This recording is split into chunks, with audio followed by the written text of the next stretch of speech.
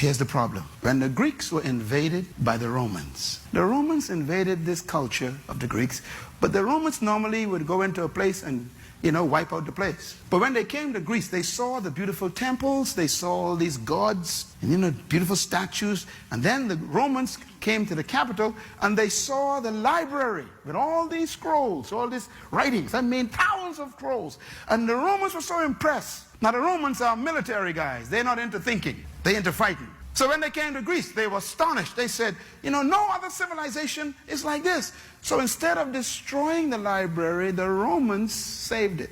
And the Romans took the books from the library back to Rome.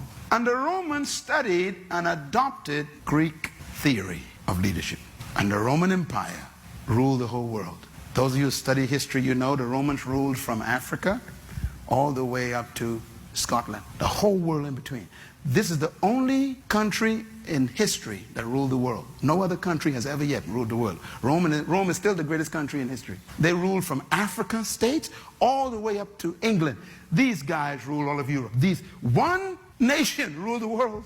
And their philosophy of leadership was Greek philosophy. Think now. So the Romans believed, since they destroyed the Greeks, that they were gifts of the gods. So the leader of the Roman Empire took the name Caesar. Caesar is not a name, it's a title. It means son of the gods.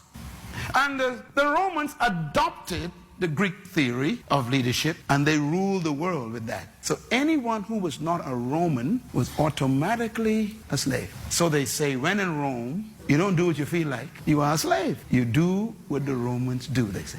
Now you know where that came from. Okay, so the Romans now took over the whole world. Follow me. I'm trying to explain why you can't define leadership. Do you know what the Romans did? The Romans destroyed themselves because no one could destroy them. They were so powerful. They destroyed themselves by immorality. Rome was destroyed, they say, by the loins of the Caesars. Their sexual life destroyed them. And we're on our way there again. 14 Caesars ruled Europe. 14. 12 were homosexuals. And they liked little boys. And Rome was destroyed by immorality. We're heading that way again. People think, this is new stuff, talking about homosexuality. I'm sitting there going, you old. Sometimes you hear me say that, you think I'm not throwing jazz.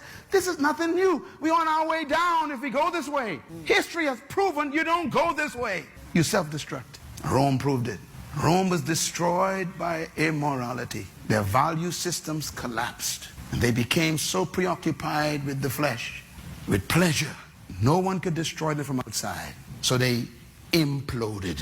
They rot from the inside. The Roman Empire rot. Matter of fact, they were so rotten that they used to kill each other, citizen brothers, to keep the throne. You read some of the stories, you won't believe the stories. They became so immoral, so valueless, that they would kill their own brother to keep the throne. Sleep with their own mother and their sister, incest, to keep a child on the throne from their own family, because they had no sons or daughters. They would exchange sex. These guys, they destroyed themselves. Immorality. And there are people today standing up in parliaments and senates, standing up in Congress, and they just fighting for the same thing the Romans were destroyed by. It's that man just never learns. The guy said the first time you made a mistake, that's on you. The second time, that's on me. You don't make the same mistake twice.